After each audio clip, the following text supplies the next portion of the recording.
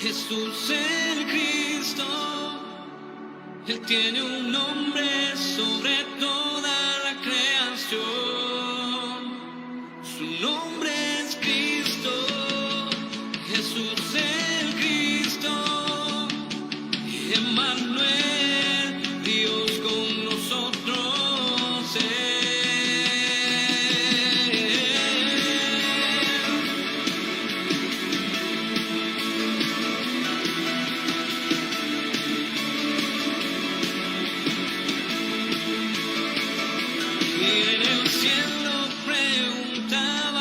¿Quién es ese Rey de gloria? Y eras tú.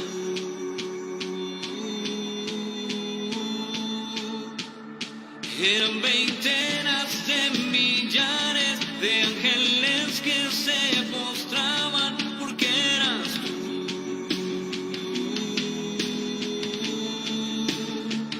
Jesús el Cristo,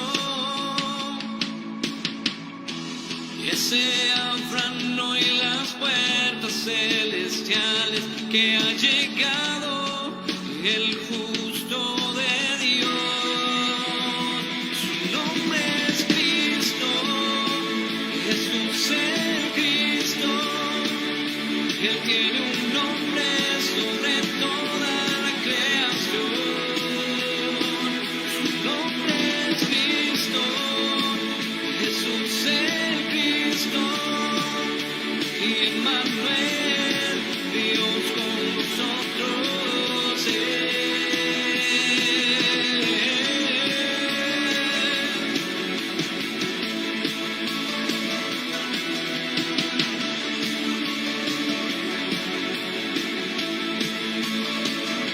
Hoy nos unimos como un pueblo y las naciones cantarán que eres tú.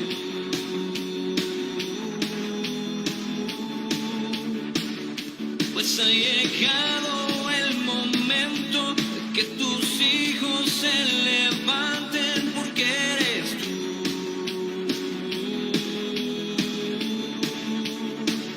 Jesús el Cristo, que se abran hoy portones antiguos, que ha llegado el Hijo de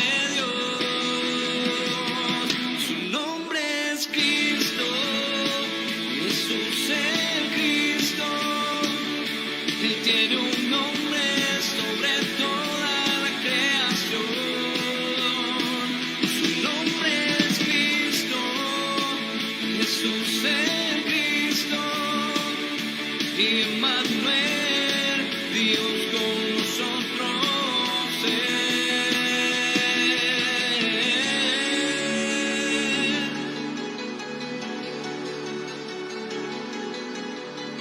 No hay otro nombre igual que pueda salvar, solo tú, solo tú. No hay otro nombre igual que pueda salvar, solo tú, solo tú. No hay otro nombre igual que pueda salvar, solo tú, solo tú. No hay otro nombre igual que pueda salvar, solo tú, solo tú. Y que se abran hoy las puertas celestiales, que ha llegado el justo de Dios. Su nombre es Cristo, Jesús el Cristo. Él tiene un nombre sobre toda la creación. Su nombre es Cristo, Jesús el Cristo. Y Emmanuel, Dios con nosotros.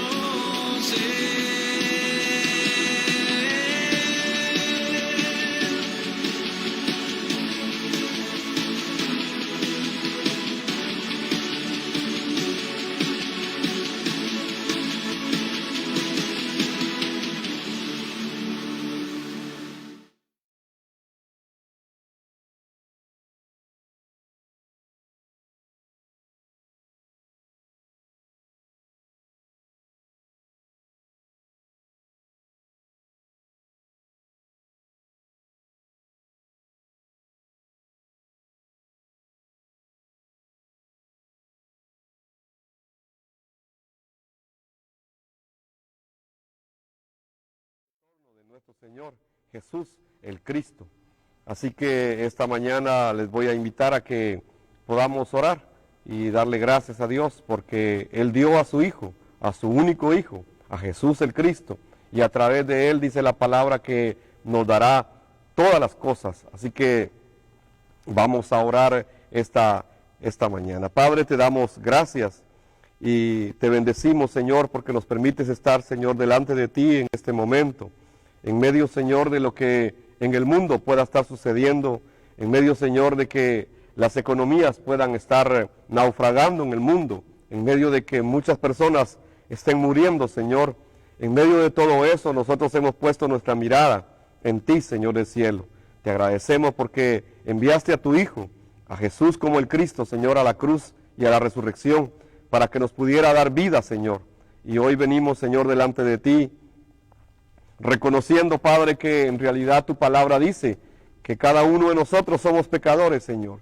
Y te queremos pedir en este momento que tengas misericordia de nuestras vidas y que nos perdones, Señor, todos aquellos pecados personales, Padre, aquellos pecados generacionales, Señor, que puedan estar en nuestra vida, porque sabemos que el pecado original tú ya lo resolviste en la cruz y la resurrección, pero nos has dicho en tu palabra que si decimos que no tenemos pecado, te hacemos a ti mentiroso y nos engañamos a nosotros mismos.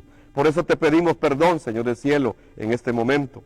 Y te pedimos que este sea un tiempo de comunión, Señor, con estos elementos que son el símbolo, Señor, que representan tu cuerpo y tu sangre.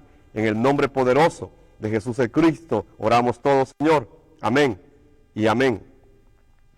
Quiero leer lo que la palabra del Señor dice en 1 Corintios 11, versículo 27 en adelante. Y dice de la manera siguiente: de manera que cualquiera que comiere este pan o bebiere esta copa del Señor de manera indigna, será culpado del cuerpo y de la sangre del Señor. Por tanto, examínese cada uno a sí mismo, y coma así de aquel pan, y beba de aquella copa. Porque el que come y bebe de manera indigna, condenación come y bebe para sí, no pudiendo discernir el cuerpo del Señor. Por lo cual hay muchos débiles y enfermos entre ustedes, y muchos han muerto. Pero si nos examinásemos a nosotros mismos, no seríamos juzgados. Este es un momento entonces en que venimos delante del Señor para examinarnos cada uno a sí mismo.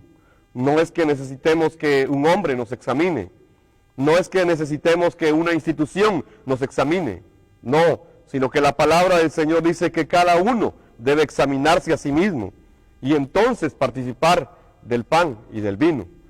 Y que cada uno de nosotros podamos en realidad estar delante del Señor en este momento y examinar nuestra vida y que podamos participar de esta comunión bajo la dirección del Espíritu Santo. Quiero invitarles a que tomen los elementos que han preparado ahí en su casa, y yo voy a pedir también a los que me acompañan acá que puedan tomar estos elementos acá y vamos a participar en este momento de esta comunión. Padre, te agradecemos porque nos permites compartir, Señor, este tiempo con nuestros hermanos. Te pedimos que tú bendigas estos elementos, Señor, que son el símbolo de tu cuerpo y de tu sangre. Hoy nos ponemos delante de ti, Señor, y te pedimos, Padre, que antes de participar podamos examinarnos a nosotros mismos. Te pedimos que tu Santo Espíritu nos guíe, Señor, a darnos cuenta de nuestra condición de pecadores delante de ti. No es, Señor, que ya no tengamos pecado en nosotros. Tu misma palabra dice que somos pecadores. Tu misma palabra dice que si decimos que no tenemos pecado, entonces nos estamos engañando nosotros mismos y te hacemos a ti mentiroso. Señor, pero tu misma palabra dice que si nosotros confesamos nuestros pecados, tú eres fiel y eres justo, Señor, para perdonar todos y cada uno de nuestros pecados. Así que en este momento, Señor, nos ponemos delante de ti y te pedimos perdón, Señor, por cada uno de nuestros pecados. Te pedimos perdón, Señor, por el pecado personal de cada uno de nosotros, Señor del cielo. Por favor, limpia nuestros pies, así como limpiaste con aquel lebrillo, Señor, y aquella toalla, Señor, limpiaste los pies de tus discípulos en aquella ocasión antes de ir a la cruz. Te pedimos, Señor, que nos limpies ahora, que limpies nuestros pies que se manchan, Señor, por nuestra caminata aquí en la tierra. Estos son los pecados personales de cada uno. Hoy te venimos pidiendo perdón, Señor, y te pedimos que nos hagas limpios de nuestros pies a cada uno de nosotros, Señor, porque el que tiene tu palabra no necesita más que limpiarse sus pies. Por eso, Señor, hoy te pedimos perdón, te pedimos misericordia y estamos delante de ti, Señor, pidiéndote que nos limpies, que nos perdones, Señor, de todos esos pecados personales que nosotros no podemos vencer, aunque luchemos todos los días. Aunque no quisiéramos cometerlos, Señor, de una o de otra manera surge alguno en el día y entonces fracasamos, porque el pecado, Señor, mientras estemos en esta carne, en este cuerpo, Señor, siempre tratará de estorbar nuestra caminata contigo. Te pedimos perdón, Señor, por esos pecados personales. Oramos también, Señor, para que tengas misericordia de nuestras generaciones, de nuestros hijos, de nuestros nietos, donde quiera que se encuentren, Padre eterno, oramos por ellos. Señor, perdona el pecado de cada uno de ellos. Y hazlo, Señor, gente que conozca tu evangelio, que conozca tu palabra y que sean bendecidos, Señor, a través de conocer el evangelio que tú has dejado en toda la Escritura. Te pedimos perdón, Señor, por el pecado de nuestras naciones, por el pecado de nuestros gobernantes, por el pecado de nuestras familias. Señor del cielo, perdónanos, porque muchas veces, Señor, aunque nosotros decimos que tenemos el evangelio, aún así, Señor, no te hemos obedecido como tú quieres que te obedezcamos. Te pedimos perdón, Señor, y te pedimos que nos ayudes a poder continuar viviendo en tu palabra. Quiero leer lo que el apóstol Pablo le escribió a la iglesia de Corinto, en 1 de Corintios 11, 23, y dice de esta manera: porque yo recibí del Señor lo que también os he entregado, que el Señor Jesús, la misma noche que fue entregado, tomó pan, y habiendo dado gracias, lo partió y dijo: tomad y comed, este es mi cuerpo, que por ustedes es partido. Hagan esto en memoria de mí. Participemos del pan que simboliza el cuerpo del Señor en este momento.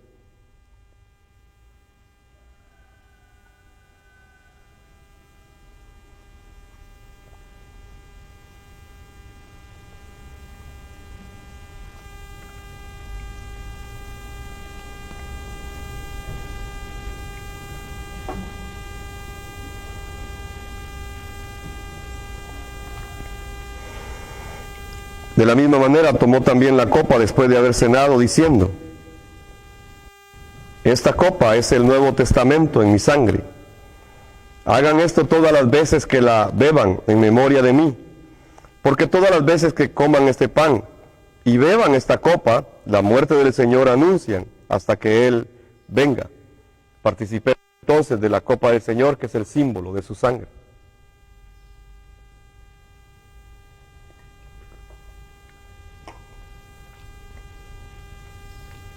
Señor, te damos gracias, porque sabemos, Señor, que tu sangre fue derramada en aquella cruz, y que a través de esa sangre hemos sido perdonados, Señor. Y que nosotros, Señor, que estábamos separados de ti, podemos encontrarnos nuevamente contigo a través de esa sangre. Porque tú, Señor, has venido para abrir el camino nuevo que nos guía hacia el Padre. Señor, te agradecemos por la vida que nos das. Te agradecemos, Señor, porque podemos recibir a través de tu sangre el perdón de nuestros pecados. Podemos, Señor, recibir la vida en nuestro espíritu. Tu vida, Señor, en nuestro espíritu. Podemos recibir la restauración de nuestra alma, Señor. Y aún podemos recibir sanidad en nuestros cuerpos mortales. Por eso hoy, Señor, te agradecemos. Y nos ponemos hoy delante de ti, Señor, para que nos des esa vida en nuestro espíritu. Que restaure nuestra alma todos los días, Señor. Y que podamos tener salud para cumplir tu voluntad sobre la tierra, que es preparar tu retorno, Señor.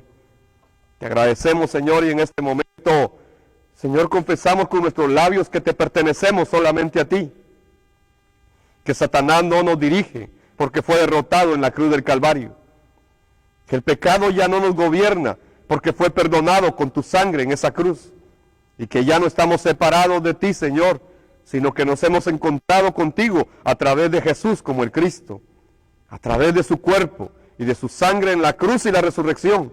Señor, te agradecemos esa misericordia, te agradecemos todo ese favor, te agradecemos toda esa gracia y te pedimos, Señor, que nos des vida para cumplir tu voluntad y que toda nuestra vida esté enfocada solamente en cumplir tu voluntad, en que el mundo conozca que tú eres el Cristo, el Hijo del Dios viviente. Gracias te damos, Señor, en el nombre poderoso de Jesús el Cristo. Amén y amén. Que Dios te bendiga. Quisiera en esta mañana compartir la palabra del Señor y quisiera hacerlo con una pregunta. Y la pregunta es, ¿hasta qué punto estamos creyendo el Evangelio? En realidad el Evangelio es lo más grande que Dios nos ha dado. Siempre me he puesto a pensar en la grandeza del Evangelio y puedo entender que el problema espiritual es muy grave, pero que el Evangelio es mucho más grande que el problema espiritual. A tal grado que solo con el Evangelio se resuelve el problema espiritual de las personas. Pero surge en mi corazón la pregunta, ¿hasta qué punto estamos creyendo el Evangelio los creyentes? ¿Hasta qué punto en realidad estamos viviendo el Evangelio? ¿O sencillamente estamos teniendo una mezcla de Evangelio con creencias? Una mezcla de Evangelio con motivación, una mezcla de Evangelio con humanismo. Y entonces cabe preguntarse, ¿hasta qué punto estamos creyendo el Evangelio los que decimos que creemos el Evangelio? Quiero abrir la Biblia esta mañana en el libro de Éxodo y quiero leer los primeros 7 versículos de este capítulo 17 del libro de Éxodo. Éxodo 17 del 1 al 7 dice de esta manera: por orden del Señor, es decir, Dios dio una orden. Esta no es una recomendación. No es que el Señor esté dándole la opción a su pueblo a que lo cumpla o no lo cumpla, sino que por mandato del Señor, por orden del Señor, toda la comunidad de Israel partió del desierto de Sin y anduvo de un lugar a otro. Finalmente acamparon en Refidim, pero allí no había agua para que el pueblo bebiera. Así que el pueblo volvió a quejarse contra Moisés. Danos agua para beber, reclamaron. Cállense, respondió Moisés. ¿Por qué se quejan contra mí? ¿Por qué ponen a prueba al Señor? Pero ellos, atormentados por la sed, siguieron discutiendo con Moisés. ¿Por qué nos sacaste de Egipto? ¿Quieres matarnos de sed a nosotros, a nuestros hijos y a nuestros animales? Entonces Moisés clamó al Señor: ¿qué hago con este pueblo? Están a punto de apedrearme. El Señor le dijo a Moisés: pasa por delante del pueblo y toma tu vara, la que usaste para golpear las aguas del Nilo, y llama a algunos ancianos de Israel para que te acompañen. Yo me pararé frente a ti sobre la roca en el monte Sinaí. Golpea la roca y saldrá agua a chorros. Entonces el pueblo podrá beber. Así que Moisés golpeó la roca como se le indicó, y el agua brotó a chorros a la vista de los ancianos. Entonces Moisés llamó a aquel lugar Masá, que significa prueba, y Meriba, que significa discusión, porque el pueblo de Israel discutió con Moisés y puso a prueba al Señor diciendo: ¿está o no el Señor aquí con nosotros? ¿Está o no el Señor aquí con nosotros? Vamos a orar. Señor, te agradecemos por tu palabra. Te agradecemos porque nos has dado el Evangelio y entendemos que es lo más grande, Señor, que hay debajo de toda la creación. Gracias, Padre, porque nos has permitido tener esta revelación en nuestras vidas y poder llegar, Señor, a creer que Jesús es el Cristo, el Evangelio mismo, el Verbo encarnado.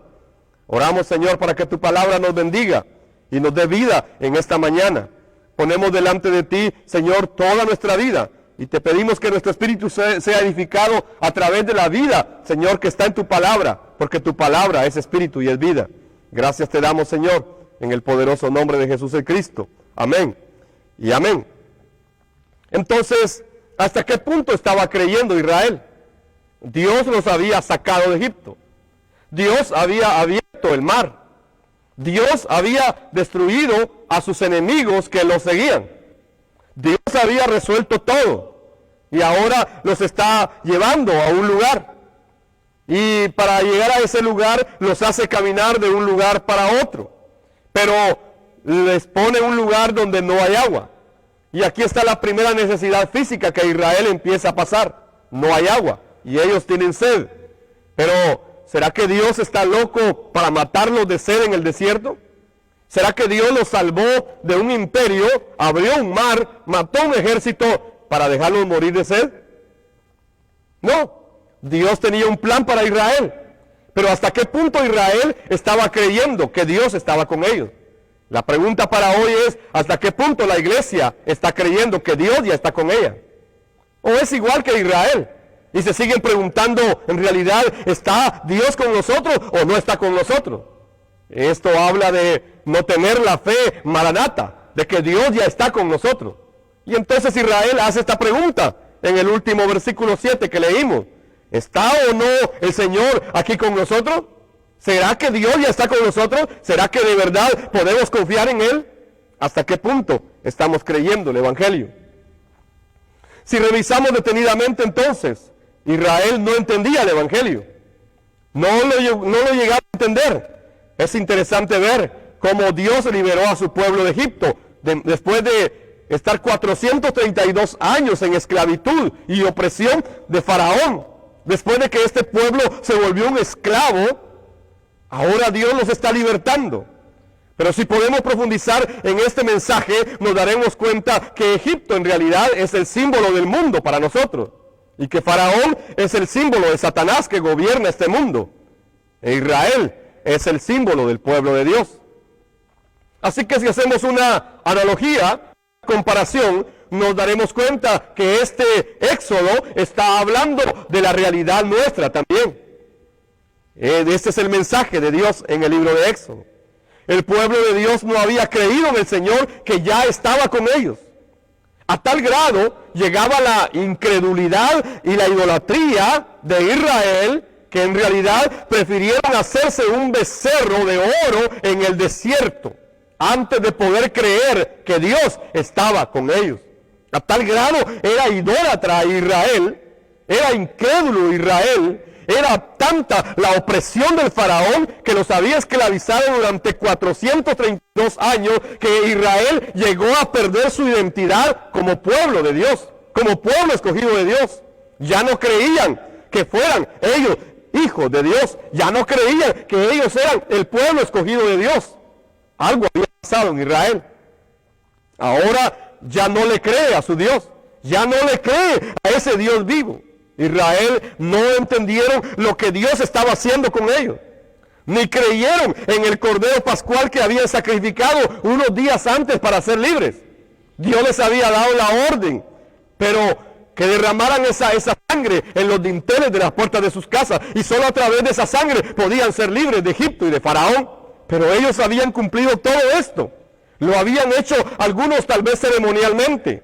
Algunos tal vez, eso fue lo que dijeron las autoridades y hay que hacerlo. Pero Israel no había entendido que este cordero anunciaba a Jesús como el Cristo que iba a venir, el Mesías de Dios que quita el pecado del mundo y en cuya sangre podemos ser libres de Faraón y del mundo. Israel no había entendido ese mensaje, pero en realidad ese era el mensaje que Dios les estaba dando. No fueron las señales. No fueron las señales. Hubo muchas señales. Es más, 10 plagas describe el libro de Éxodo, aunque hubo tal vez más. Pero se habla de 10 plagas al menos. Pero dígame usted, ¿qué plaga fue la que permitió que Israel saliera de Egipto? Ninguna. Es que ninguna señal. Aunque hubo grandes señales, ninguna pudo sacar a Israel de Egipto. Es que no son las señales. Es la sangre. Es la sangre del Cordero que hizo libre a Israel de Egipto. Es evidente que no fueron entonces las señales, que no fueron los milagros, que no fueron los portentos los que permitieron la libertad de Israel. Dios hizo que vinieran varias plagas como señales a Egipto, pero cada vez Faraón se volvía más cruel con ellos. Entonces yo puedo llegar a una conclusión de que no hay señal que pueda salvar, no hay milagro que pueda salvar, no hay portento que te pueda hacer libre. Solo a través de la sangre del pacto es que llega la verdadera salvación. Esto es la historia del Éxodo. Debemos tener claro que no hubo algo que provocó la liberación del pueblo de Dios. Fue la sangre del Cordero de la Pascua. Esa sangre rociada en los dinteles de las puertas era la que evitaba que el destructor, el ángel de la muerte, pudiera tocar la vida del pueblo de Israel. Jesús, el Cristo, solo mediante su sangre era posible que Israel pudiera ser libre de Egipto realmente y ser guardado del destructor, el ángel de la muerte. De igual manera hoy tenemos que entender que nosotros somos el pueblo de Dios, somos los hijos de Dios y que Jesús, el Cristo, ya vino para deshacer todas las obras del diablo. Que no te preocupe la pandemia, que no tienes tu vida ante las circunstancias del mundo. No te debes preocupar por eso. El mundo va a continuar y habrá que seguir preparando la venida de Cristo en nuestros días, hasta que Él venga, que seamos siervos hallados fieles hasta el momento que Él venga. Así que toda esta historia nos deja claro que no fueron las señales, sino que fue la sangre del Cordero lo que liberó a Israel de Egipto. Jesús, quien es el Cristo, solamente a través de ese Cordero de la Pascua podía Israel recibir esa libertad, libre del mundo, libre del pecado y libre de Satanás y de la muerte. Entonces, si podemos creer de esa manera, estaremos viviendo en la fe correcta de la Biblia. La fe que nos hace creer, confiar, esperar, vivir y aún morir aferrados a la verdad de que Jesús es el Cristo, el Hijo del Dios viviente. Esa es la fe de la cual nos habla la Biblia. Y en esa fe, todos nuestros problemas, absolutamente todos se han resuelto. No es que se resolvió la mitad de los problemas, se resolvió todo con la cruz y la resurrección. Entonces, solo en Jesús el Cristo podemos encontrar descanso realmente. Pero ¿hasta qué punto estamos creyendo el Evangelio para poder entrar a ese reposo? Si vemos acá, este capítulo nos habla de un lugar que se llamaba Refidim. Y el pueblo de Israel fue dirigido a Refidim. Refidim significa lugar de descanso, lugar de reposo, lugar espacioso. Y Dios quería llevar a Israel a Refidim, al lugar de descanso, al lugar de reposo. Pero Israel está dando vueltas y vueltas de un lugar a otro. Dios quería que entraran al reposo, pero Israel sigue dando vueltas y vueltas alrededor de todo. Igual en la iglesia hoy. Dios quiere que reposen en Él, que crean en el Evangelio y que encuentren paz para su alma. Pero ¿qué hace la iglesia? Le está dando vuelta a una cosa y a otra cosa y se preocupa por esto y se preocupa por lo otro. Han pasado en mi país ya más de 40 días en que estamos viviendo en una cuarentena. Y en realidad no hemos dejado de comer. Todos hemos comido. Y algunos que no tienen han salido a las calles y se les ha dado comida también. Así que Dios no nos va a dejar morir de hambre tampoco. Entonces, ¿por qué preocuparse? ¿Cuál es el punto? ¿Por qué la gente está hoy fracasando? ¿Hasta qué punto estamos creyendo el Evangelio? Dios quería darle descanso a Israel. En el capítulo 28 de Isaías y versículo número 12, dice de la manera siguiente: Dios le había dicho a su pueblo, aquí hay un lugar de descanso para que reposen aquí los fatigados. Este es un lugar tranquilo para descansar, pero ellos no quisieron escuchar. Es decir, Israel, aunque Dios ofrecía reposo, aunque ofrecía descanso para aquel que está fatigado, para aquel que está cansado, para aquel que está trabajado, Dios está diciendo, vengan, yo les voy a dar un descanso. Israel dice que no quisieron escuchar. Igual hoy, la iglesia no quiere oír de Cristo. La iglesia no quiere oír del Evangelio. Quieren oír cómo se va a solucionar esta pandemia. Incluso algunos pastores en algunos países se están levantando y hablando de que esto es una conspiración, que es esto, que es lo otro. A mí me parece que sus economías están siendo afectadas. A mí me parece que los diezmos ya no están llegando. A mí me parece que se está viniendo abajo la recaudación de ofrendas.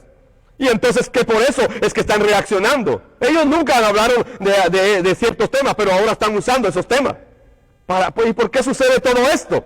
Es que la iglesia no ha entendido el evangelio. Y entonces no puede tener el reposo que Dios está diciendo. ¿Acaso Dios no los había librado de Faraón? ¿Acaso Dios no los había liberado de Egipto? ¿Acaso Dios no había movilizado a sus ángeles para sacarlos de la esclavitud? ¿Acaso Dios no había hecho todo eso con Israel? Si revisa usted Éxodo 12, verso 51, dice: y en aquel mismo día sacó Jehová a los hijos de Israel de la tierra de Egipto por sus ejércitos. Los sacó por sus ejércitos. Y no está hablando acá de los ejércitos de Israel porque eran esclavos. Los sacó por los ejércitos del Señor. Es más, Dios les había sacado de Egipto con gran provisión de riqueza en sus manos. Ni siquiera salieron vacíos. Es que llevaban provisión. Llevaban provisión. Éxodo 12:36 dice: y el Señor hizo que los egipcios miraran con agrado a los israelitas y dieron al pueblo de Israel todo lo que pidió. Y así despojaron a los egipcios de su riqueza. Es que la gente les daba para que se fueran, para que ya no hubiesen más plagas. La gente de Egipto les daba todo lo que querían, todo lo que pedían, les daba a Israel. Así que Israel, cuando sale de Egipto, no sale pobre. En realidad sale con toda la provisión. Es que Dios estaba con ellos. Y Dios se iba a encargar de ellos. Pero ellos no estaban entendiendo el mensaje de Dios. ¿Y por qué? Es que Israel está separado de Dios. Este es el problema de la separación con Dios. Nos hace perder el evangelio. Nos hace desviarnos del fundamento de toda la escritura. Aún Israel, el pueblo escogido, que fue levantado desde un hombre a quien se le reveló el evangelio, y levantaron patriarcas a quienes le revelaron el evangelio. Ahora Israel está perdido. El problema de Israel era su incredulidad y su idolatría. Eso los hacía estar separados de Dios. Si usted revisa la Biblia y se pregunta, ¿qué hicieron entonces con todo el oro y la plata que les habían dado? Pregúntese, ¿en qué invirtió Israel todo el oro y toda la plata que los egipcios les habían dado cuando iban saliendo? En el desierto, en realidad, no podían vender el oro, no podían comercializar la plata. Pero, ¿qué hicieron con todo ese oro, con toda esa provisión de plata que Dios les había permitido a través de los egipcios? ¿Sabe qué hicieron? Un ídolo. Un ídolo. Eso hizo Israel. Un ídolo. Un becerro de oro y plata. ¿Por qué? Porque ellos no podían creer que Dios era poderoso para darles todo lo que ellos iban a necesitar. Y entonces su incredulidad y su idolatría los hacía volver a la esclavitud. Es que cuando no se puede creer en Dios como el Todopoderoso, nos pasa lo mismo. Vagamos sin rumbo de un lugar a otro, o de un pensamiento a otro pensamiento, de un sentir a otro sentir, de una tendencia a otra tendencia, de una emoción a otra emoción, de una iglesia a otra iglesia, de una doctrina a otra doctrina. Pero no podemos entender el evangelio. Y no podemos creer que Dios ya lo hizo todo a través de Jesús como el Cristo en la cruz y la resurrección. Entonces, aunque tengamos riquezas materiales, al final todo se derrumba, todo se viene abajo. Yo he meditado estos días y he pensado que si esto no cambiara, imaginémonos qué pasaría. Si esto tuviese que durar un año, por ejemplo, yo pensaría, ¿qué podemos hacer? O sea, la ropa que tenemos no la podríamos usar. Los zapatos tampoco los podríamos usar todos. Los vehículos no se pueden usar todos. El dinero no se podría usar. O sea, pasarían muchas cosas que cambiarían este mundo. Y entonces todo eso donde habíamos puesto el valor de la vida, donde habíamos puesto el mayor empeño, porque mucha gente se empecina en hacer las cosas materiales y esforzarse por alcanzar lo material, pero se olvidan de lo más grande, lo valioso, lo único más grande que ha permanecido en medio de todo esto es el evangelio. Todo lo demás ha perdido su valor. Todo lo demás ha perdido su valor. El trabajo que tanto amabas, ahora no lo tienes. Perdió su valor. Sencillo, ¿no? Es así de grave. Es así de grave. Es que todo lo que podías producir, ahora no lo estás produciendo. Perdió su valor. Incluso la moneda que hoy tiene ya perdió su valor. La economía se vino abajo. Lo que era la fuerza del mundo, la gloria del hombre, la gloria del mundo, el tener una buena economía, el tener una economía sólida, se vino abajo. Todo aquello donde el hombre había puesto su confianza, ahora se vino abajo. Incluso la salud. Las instituciones de salud en el mundo no están preparadas para esto. No, el hombre que se ha gloriado de haber avanzado en la ciencia y tener conocimiento más grande ahora y ha desechado a Dios, no tiene una respuesta para un virus que no se mira. Donde hemos puesto todo el valor de nuestra vida, no sirve. Se vino abajo, se cayó todo. Y en medio de todo esto, ¿a qué nos podemos aferrar? ¿De qué nos podemos agarrar? ¿De qué nos podemos sostener? Solo hay una cosa que permanece para siempre y es el Evangelio, la palabra de Dios, Jesús como el Cristo. Esa es la única verdad que te sirve ahora y en la eternidad. Espero de verdad que no estés temblando ante lo que está pasando en el mundo y que estés aferrado a esta verdad del Evangelio. Porque Israel, separado de Dios, tenía todos estos problemas.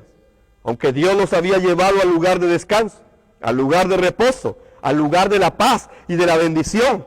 Pero en realidad Israel no pudo creer. Igual hoy las personas no pueden creer. Y prefieren seguir vagando sin rumbo definido en los desiertos de esta vida. Así vive la gente. Lo que era el lugar de reposo para Israel se convirtió en el lugar de la prueba y de la discusión con Dios.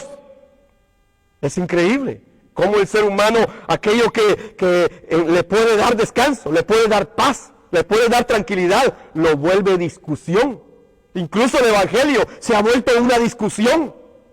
Cuando el Evangelio es para que el ser humano se encuentre con Dios y entonces tenga la paz verdadera que solamente Dios puede dar. Pero igual que Israel, el Evangelio se ha vuelto un punto de discusión y de prueba. Qué grave es esto. Qué grave es esto. El lugar de la tentación, el lugar de la duda, el lugar de la incredulidad, el lugar de la pregunta. Es ahora lo que está en lugar de la paz que Dios puede dar. Así fue con Israel en el Éxodo y así es hoy con la iglesia también. Y entonces Israel llegó al punto de preguntar, ¿está o no el Señor aquí con nosotros? Eso habla de duda, eso habla de incredulidad. Es que Israel no había entendido el Emanuel con ellos, no había entendido que Dios ya estaba con ellos. Y hoy la iglesia tampoco ha entendido que Dios ya está con ella. ¿Y por qué? Porque la iglesia también se encuentra separada de Dios.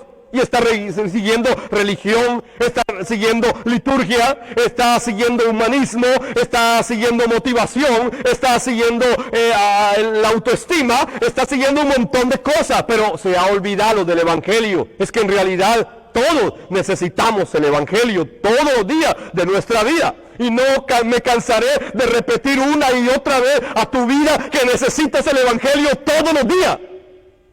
Esto es lo que Dios me ha hecho entender. Desde que empecé a entender el Evangelio, yo pude darme cuenta que yo por mi propio esfuerzo no puedo permanecer delante de la cruz de Cristo. Es que necesito el Evangelio. ¿Por qué? Porque estoy en esta carne, estoy en este estado, estoy en este cuerpo todavía. Y hasta que se cumpla todo, vendrá la redención completa para nuestra vida. Pero mientras estoy en este desierto de la vida, necesito el Evangelio.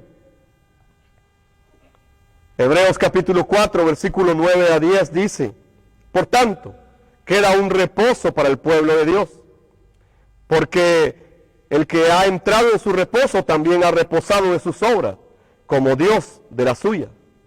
Ese reposo del cual está hablando Hebreos es Jesús, el Cristo, y solamente en Él podemos encontrar el descanso para nuestra alma. No es que haya muchas opciones, hay una sola, y es el Evangelio. Creyendo que Jesús es el Cristo. Si no podemos creer con esta fe que nos habla toda la Biblia, en realidad nunca podremos cumplir la evangelización mundial.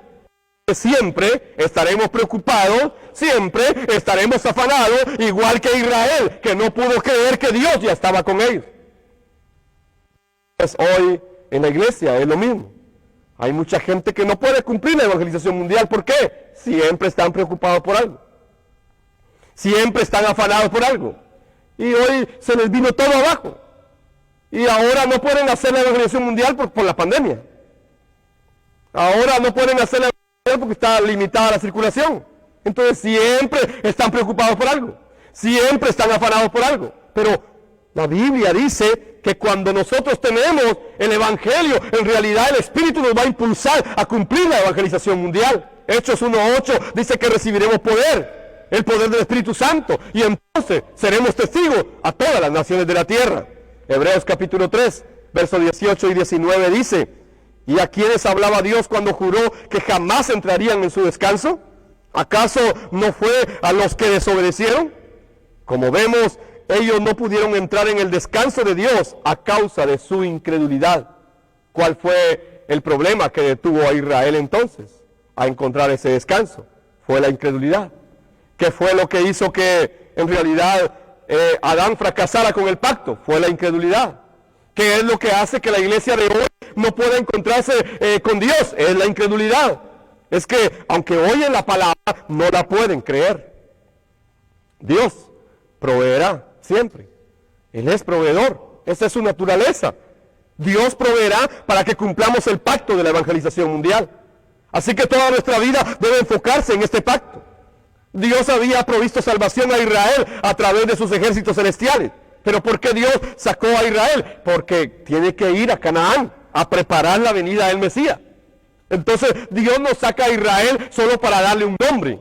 Dios no sacó de Egipto a Israel solo para levantar una nación. No, es que hay un propósito. Es que Dios va a proveer todo para que se cumpla el pacto de la evangelización mundial. Así fue con Israel también. Dios sacó a Israel de Egipto para que conquistara Canaán, porque en ese lugar va a venir el Mesías.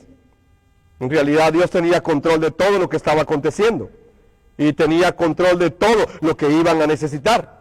Pero Israel tenía un problema, no podía creerle a Dios y estaban separados de Dios.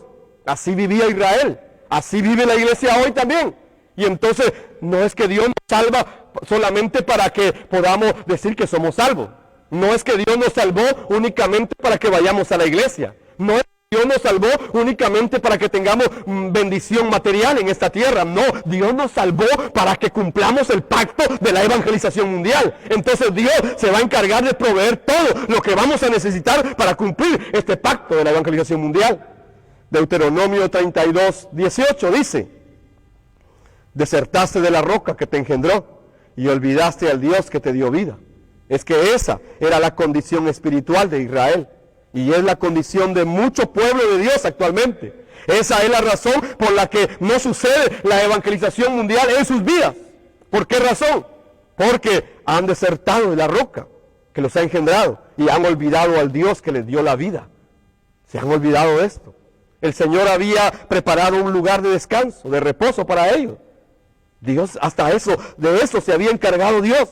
Pero lo convirtieron en el lugar de la prueba y la discusión. Es que así es el hombre y así es la mujer cuando están separados de Dios. Tienen discusión en su vida y en realidad discuten por todo, pelean por todo, tientan a Dios, dudan de Dios y no pueden cumplir su voluntad sobre la tierra. Así vive la gente hoy y más en este tiempo de pandemia, donde las familias se han tenido que quedar en las casas. ¿Acaso no hay problema? ¿Acaso no discuten ahora en medio de las casas? ¿Acaso no se han incrementado las violaciones de niños? ¿Acaso no se ha incrementado la agresión a las mujeres? ¿Por qué razón? Porque el ser humano, que debe tener un lugar de descanso, ese lugar ahora es el lugar de discusión y de la prueba. Esa es la realidad que estamos viviendo. Pero durante 40 años, Israel vio cómo Dios lo sostuvo.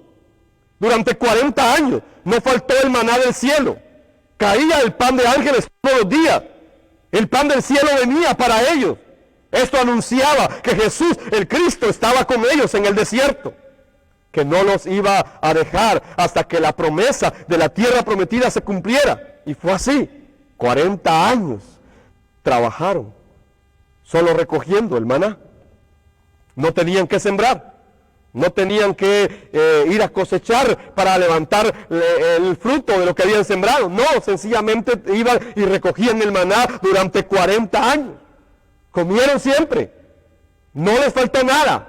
Cuando tenían sed, la roca se abría y les daba agua. Así que Dios estaba encargando en medio de todo esto. Israel, en realidad, puede decirse que fue sostenido por Dios en la cuarentena del desierto. ¿Tú crees que Dios no se va a encargar de nosotros? Claro. Pero, ¿estamos creyendo? ¿Hasta qué punto estamos creyendo el Evangelio? ¿Hasta qué punto en realidad el Evangelio ha entrado a tus huesos? ¿Hasta qué punto el Evangelio es esa espada de doble filo que ha partido tu alma y tu espíritu y ha tocado hasta lo profundo del ser? Tenían todo para vivir, pero no tenían algo muy básico. Tenían todo para vivir, pero no tenían fe. Igual es la gente de hoy. Si usted revisa la Biblia, se va a dar cuenta que en realidad Israel no podía sembrar en el desierto. No es que pudieran tener una parcela o un lugar, un terreno para poder cultivar la tierra y poder tener alimentos todos los días. No lo tenían. Era desierto. Solo tenían que obedecer a Dios. Y tenían que esperar que cayera el maná del cielo y recogerlo y seguir obedeciendo a Dios hasta que se cumpliera la promesa. ¿Qué tenían que hacer? Aprender a depender de Dios, cumplir la voluntad de Dios y dirigirse a Canaán a esperar al Mesías que vendría. Pero ellos no podían creerle a Dios. Es que ese pan del cielo era la figura, era el tipo de Cristo que un día iba a venir. Era lo que Dios les estaba diciendo cuando caía el pan del cielo, cuando caía el maná. Dios les estaba diciendo el Evangelio. Ustedes van a ser sostenidos por el pan del cielo. Ustedes van a comer del pan del cielo. Ustedes deben alimentarse del pan del cielo. Dios nos estaba evangelizando a través de ese pan del cielo que caía todos los días, y lo sostenía. Era algo liviano, pero lo sostenía. Pero Israel no podía creer. Es que ese pan del cielo les estaba hablando de Jesús como el Cristo, que iba a venir un día. Juan capítulo 6, 31 al 36 dice: nuestros antepasados comieron el maná en el desierto, como está escrito. Pan del cielo les dio a comer. Ciertamente les aseguró que no fue Moisés el que les dio a ustedes el pan del cielo, afirmó Jesús. El que da el verdadero pan del cielo es mi Padre. El que da el verdadero pan del cielo es mi Padre, les dijo Jesús. No es Moisés. Ellos pusieron su mirada en Moisés, pero Dios les está diciendo acá que es su Padre el que da el pan verdadero del cielo. De Dios es el que baja del cielo y da vida al mundo. Señor, le pidieron, danos siempre ese pan. Y entonces Él les dijo: yo soy el pan de vida, declaró Jesús. El que a mí viene nunca pasará hambre, y el que en mí cree nunca volverá a tener sed. Pero como ya les dije, a pesar de que ustedes me han visto, no creen.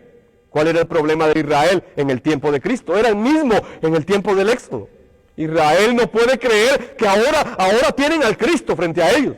Israel, al igual que en el desierto, no pudieron creer que ahora les estaban dando el pan del cielo. Y hasta la fecha, Israel no puede creer que Jesús sea el pan del cielo, el maná de Dios. No lo pueden creer. Israel no podía abrir pozos para beber agua en el desierto. No podían recoger agua de lluvia porque no llovía en el desierto. Solo podían esperar que Dios les proveyera agua. Y Dios lo hizo. Es que Israel no murió de hambre, ni murió de sed en el desierto. Pero ellos seguían quejándose. Ellos seguían quejándose. Y seguían discutiendo. Seguían dudando de Dios. Y había una roca. Y esa roca lo seguía. Y ni siquiera quería ir a buscar la roca. No. Qué grave es esto. O sea, Israel tenía a Cristo, que era la roca que iba con ellos. Y ni siquiera iban a buscar la roca, sino que la roca los seguía. La roca los seguía. La roca los acompañaba. No es que ellos, ahora vamos a ir a buscar esa roca. No, a Israel no le importaba Dios. A Israel no le importaba el Evangelio. A Israel no le interesaba Cristo. Solo quería tener agua y tenía maná. Solo quería comer y beber. Solamente eso. Y entonces se acostumbraron a eso. Pero no les importaba más. No les importaba más, solo les interesaba lo material. Solo les interesaba poder sobrevivir, pero ni siquiera tenían que ir a buscar la roca. La roca los seguía a donde quiera que fueran. Primera de Corintios 10, 3 y 4 dice, todos comieron el mismo alimento espiritual y tomaron la misma bebida espiritual, pues bebían de la roca espiritual que los acompañaba, y la roca era Cristo. Yo te pregunto esta mañana, ¿sobre qué estás edificando tu vida de fe entonces? ¿Cuál es el fundamento de tu vida de fe? Para algunos es un milagro. Es que Dios me sanó, es que Dios hizo esto, es que Dios me guardó, o Dios me protegió. Para algunos es una señal. Para otros, en realidad, la edificación de su vida de fe son las profecías. Para otros son los portentos que han visto en su vida, las maravillas. Para otros son las emociones. Entonces, si lloran delante del Señor, ya estuvo todo.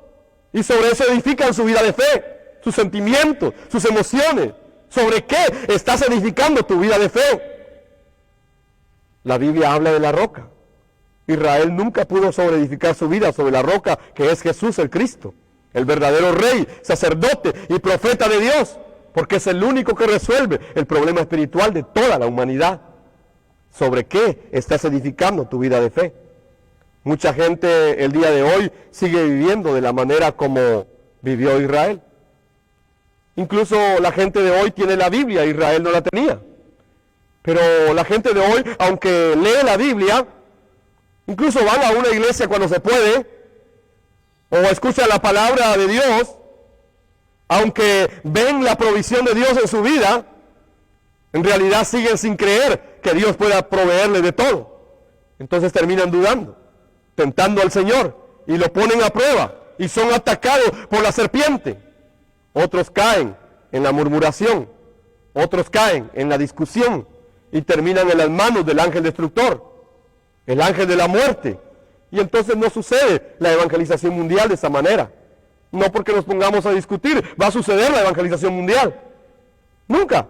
La evangelización mundial va a suceder con aquellos que tienen enfocado claramente el evangelio que hay que llevar a las naciones. Y no se detienen, no mirando a un lado y al otro, no viendo las discusiones que hay, sino que siguiendo el evangelio. Pon tu mirada en el evangelio y sigue eso y da a conocer al mundo esta verdad. Esto es la evangelización mundial. Claro que van a suceder muchas cosas alrededor, pero que eso no te distraiga. Pon tu mirada en la cruz, pon tu mirada en el evangelio. Es que Jesús es el Cristo, la roca espiritual que ya está con nosotros y está en medio de los desiertos de esta vida, y podemos beber esa bebida espiritual que brota de Él. Así que no moriremos de sed en los desiertos de la vida, tampoco moriremos de hambre en los desiertos de la vida. Es que tenemos lo más grande, tenemos el maná del cielo, el que está con nosotros todos los días de nuestra vida. Esta fe es la fe de la iglesia verdadera. Cuando cree que Emmanuel, Dios, ya está con nosotros, entonces se ocupa de la fe maranata, el cumplir la evangelización mundial, y se enfoca en la fe maranata. Es que debo cumplir la evangelización mundial. Ese es mi pacto, ese es mi llamado. No tengo otra cosa que hacer, tengo que cumplir la evangelización mundial, preparando el camino, el retorno de Cristo. Eso es lo que la Biblia nos enseña. Deuteronomio 32:4 dice que Él es la roca y sus obras son perfectas. Espero que puedas creer eso, que Jesús como el Cristo es la roca y sus obras son perfectas y todos sus caminos son justos. Y también dice, Dios es fiel, Él es fiel, no practica la injusticia, Él es recto y Él es justo. Así que, ¿sobre qué estás edificando tu vida de fe? Jesús, el Cristo, es la promesa que esperamos. No es otra cosa. No es que tengamos muchas promesas. No, tenemos una sola. Es que Cristo va a venir y estamos preparando el retorno de Cristo. De verdad, ante todo esto que el mundo está viviendo, ¿a usted le gustaría seguir viviendo en el mundo o encontrarse con Dios? Yo creo que sería algo diferente con Dios. Así que yo anhelo que Cristo venga. Por eso estoy compartiendo el evangelio todos los días de mi vida. Es que Jesús el Cristo es la promesa que estoy esperando. Israel tenía era la tierra prometida, la tierra que fluía leche y miel, la tierra de la bendición y de la provisión, la tierra donde el Mesías vendría a reinar. Pero nosotros también tenemos una promesa. Jesús, el Cristo, va a venir nuevamente. Y esa es la promesa para nuestra vida espiritual. Segunda de Juan, capítulo 1, 9, dice: cualquiera que se extravía y no persevera en la doctrina de Cristo, no tiene a Dios. El que persevera en la doctrina de Cristo, ese sí tiene al Padre y al Hijo. Entonces debemos permanecer, no extraviarnos. Oiga que se pueden extraviar. Oiga que aún se pueden extraviar y no perseverar en la doctrina de Cristo. Algunos que llegan a conocer el Evangelio se pueden extraviar y dejar de perseverar en Cristo. Tengamos cuidado de eso, porque si eso pasa, quedaremos separados de Dios, igual que Israel. Entonces no debemos buscar al Señor por lo que nos puede dar. No busques a Dios de esa manera. No busquemos a Dios por los milagros que puede hacer. Hoy mucha gente lo busca por esas razones. Incluso le llaman bendición a las añadiduras que Dios les permite recibir. Y es que todas las añadiduras las podemos recibir, claro que sí. Pero nuestra fe debe ir más allá de lo que estamos viendo suceder en esta tierra. Nuestra fe no está puesta en esta tierra. Así que debe ir más allá. Porque nuestra fe es Jesús como el Cristo. Y esa fe es la que trasciende cualquier circunstancia humana. Es la única fe que puede vencer el mundo. Esa es la fe que debemos tener. Debemos entonces poner nuestra mirada en lo que no se mira. Debemos poner nuestra mirada en lo eterno, lo más glorioso, lo más grande, más que todo lo terrenal. Porque las cosas que se ven, al final dice la Biblia, son temporales. Pero las que no se ven, esas son eternas. Segunda de Corintios 13:5 dice: examínense, examínense, para ver si están en la fe correcta. Pruébense a sí mismos. ¿No se dan cuenta que Cristo Jesús está en ustedes? ¿No se han dado cuenta de eso? Entonces, ¿por qué tiemblan? ¿Por qué tiemblan? ¿Por qué se angustian? ¿Por qué tienen problemas? ¿Por qué flaquea su fe? ¿Por qué se viene abajo?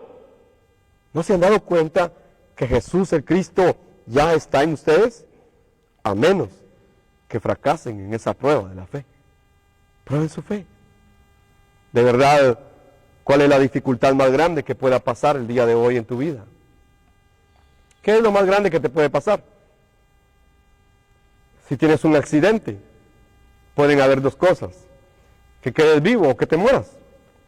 Si quedas vivo, pues tendrás que ir a un hospital, pero ahí podrás dar testimonio de que Jesús es el Cristo.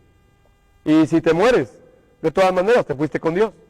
Entonces dime, ¿cuál es el problema más grave que puede suceder en tu vida? No hay. Es que cuando tienes esta fe del Evangelio, en realidad todas las cosas de esta vida son trascendidas. Jesús, el Cristo, es el fundamento de mi vida de fe para vivir en el pacto. Ese es el fundamento. Así que podemos esperar en esa fe. Jesús el Cristo ya está en nosotros. Y eso significa que yo soy libre del pecado, que soy libre de la opresión de Satanás, que soy libre de la separación con Dios. Por eso primera de Juan 5:1 dice: todo aquel que cree que Jesús es el Cristo, ya nació de Dios. Ya nació de Dios. Todo aquel que cree que Jesús es el Cristo, ha nacido de Dios. Y primera de Juan 4:4 dice: hijitos, vosotros sois de Dios. Hijitos, vosotros sois de Dios y los habéis vencido, porque mayor es el que está en vosotros que el que está en el mundo. Es decir, que Dios es más grande que el mundo. El mundo no te puede derrotar cuando tienes esta fe correcta. Así que puedo vivir cumpliendo la voluntad del Padre sobre la tierra. Me puedo dedicar a preparar la venida de Cristo cuando mi fe tiene el fundamento correcto de la Biblia, creyendo que Jesús es el Cristo. A Jesús le preguntaron en muchas ocasiones sobre cuál era el propósito por el cual él había venido. Y entonces en Juan 6:40 él dijo: porque la voluntad de mi Padre es que todo el que reconozca al Hijo y crea en él, todo el que reconozca al Hijo y crea en él, tenga vida eterna, y yo lo resucitaré en el día final. Entonces todo aquel que reconoce al Hijo de Dios y cree en él como Jesús el Cristo, entonces tiene vida eterna. Esta es la vida eterna, que te conozcan a ti, Padre, a través de mí, el Cristo. Es lo que Él está diciendo, que te conozcan a ti y a tu Hijo, Jesús el Cristo. Esa es la vida eterna, no es otra cosa. Y la vida eterna ya empezó en la tierra, no es algo que viene cuando nos morimos, no, es que ya empezó, la vida eterna ya la estamos viviendo en esta tierra, si tenemos esta fe correcta. Esta es la voluntad de Dios entonces. Concluyo esta mañana con la pregunta que Israel hizo en el versículo 7 de Éxodo que leímos al principio. ¿Está o no el Señor aquí con nosotros? ¿Está o no está el Señor aquí con nosotros? La incredulidad y la idolatría de Israel le llevaron a esta situación, a esta duda. Es que Israel está separado de Dios. Y entonces hace esta pregunta. ¿Qué refleja esto? Que Israel en realidad está dudando del Evangelio. Y esto nos hace fracasar. Esto nos hace quedar separados de Dios. Desviarnos del Evangelio nos lleva a la incredulidad. Desviarnos de la enseñanza del Cristo nos lleva a la incredulidad. Y podemos tomar versículos de la Biblia para esto, otro para acá, esto para el catarro, esto para la fiebre, esto para el dolor, esto para mis huesos, esto para mi alma, esto para mis emociones. Podemos agarrar versículos de la Biblia para cada cosa en nuestra vida, pero en realidad eso no es el Evangelio. El Evangelio es poner toda nuestra fe en creer que Jesús es el Cristo. Y que Dios use nuestras vidas para hacer la evangelización mundial en nuestros días. Ojalá ese sea el anhelo de nuestro corazón por el resto de los pocos días sobre la tierra que tenemos. Nuestra vida no es muy larga, mis amados hermanos y amigos. Nuestra vida no es muy larga. Si usted tiene 40 años, significa que según la Biblia va a vivir otros 40. Y si multiplica 40 por 365 le va a dar la cantidad de días que tiene de vida, según la Biblia. Y cuando usted mira, no son muchos. Y hoy ya tiene uno menos. Entonces nuestra vida es corta. Así que de verdad anhelo y oro por ustedes para que juntos podamos cumplir este pacto de la evangelización mundial. Y que ese sea el anhelo de nuestro corazón por el resto de nuestros pocos días sobre la tierra. El Evangelio de Juan capítulo 8, verso 24 dice: por eso dije que morirán en sus pecados, porque a menos que crean que yo soy quien afirmo ser, morirán en sus pecados. Podemos morir no creyendo que Jesús es el Cristo. Podemos morir no creyendo que es el gran yo soy. Podemos morir no creyendo el Evangelio. Jesús es el Cristo, el Hijo del Dios viviente. Hebreos 3:12 dice: por lo tanto, amados hermanos, cuidado, asegúrense de que ninguno de ustedes tenga un corazón malo e incrédulo que los aleje del Dios vivo. Hebreos está hablando a los que tenían el Evangelio y les está diciendo: tengan cuidado, por favor asegúrense de que ninguno de ustedes tenga un corazón malo, que ninguno de ustedes tenga un corazón malo e incrédulo que lo aleje del Dios vivo. Por eso yo necesito el Evangelio todos los días de mi vida, porque mi corazón sin el Evangelio se vuelve malo y se vuelve incrédulo. Así que necesito el Evangelio todos los días entrando a mi vida. Oro por usted, que de verdad podamos tener esta fe correcta y que el fundamento de nuestra fe sea el Evangelio y que podamos responder esta pregunta: ¿hasta qué punto estoy creyendo el Evangelio en mi vida? ¿Hasta qué punto? ¿O solamente estoy repitiendo una lección de la evangelización mundial? Yo tengo temor de que así sea, de que muchos solamente están repitiendo lecciones. Pero ¿hasta qué punto estamos creyendo el Evangelio? Ese Evangelio que está en toda la Biblia. Te invito a que de verdad, como dicen muchos, a que verdaderamente te percates que Jesús es el Cristo para tu vida. Vamos a orar. Padre, te doy gracias, porque cada vez, Señor, que puedo compartir tu palabra, Señor, mi espíritu se compunge al darme cuenta que soy pequeño delante de ti y que soy insignificante, Señor, y que en realidad nuestras vidas son cortas para cumplir tu obra, Señor. Y cada vez, Señor, que oímos tu palabra, nos podemos preguntar si realmente, Señor, estamos creyendo el evangelio que tú has dejado, o sencillamente hemos sido adoctrinados, o sencillamente nos hemos vuelto megáfonos que repiten y repiten conceptos. Señor, esta mañana yo te pido que nos ayudes, que el Santo Espíritu, Señor, que habita en nosotros nos guíe a toda la verdad y que nos pueda llevar ante la cruz, Señor, y que todo aquello que sea humano se derrumbe delante de esa cruz, porque ante tu cruz se desvanece todo, Señor, y quedamos totalmente desnudos delante de ti. Señor, quiero orar en este momento levantando mis manos, Señor, hacia ti, por todos los discípulos de la evangelización mundial. Señor, hemos visto cómo se han levantado discípulos en muchas naciones de la tierra. Ahora, Señor, te pido que de verdad podamos, Señor, creer el evangelio que tú has dejado en toda tu palabra, Señor del cielo. Y que podamos entender, Señor, que necesitamos que ese evangelio entre a nuestras vidas todos los días, Señor del cielo. Que no haya un corazón malo e incrédulo en ninguno de nosotros, Señor, sino que de verdad podamos asegurarnos que Jesús es el Cristo para nuestras vidas.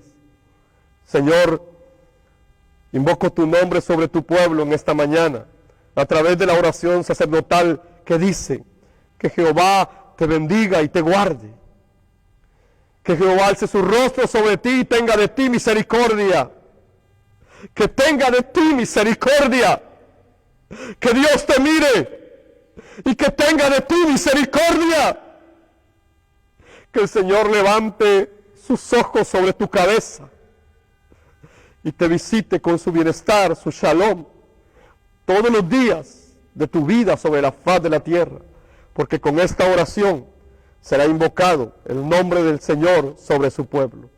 Ora todo, Señor, en el nombre poderoso de Jesús, el Cristo tuyo, Señor. Amén y amén. Que Dios te bendiga y preparemos la venida de Cristo. Maranata, bendiciones.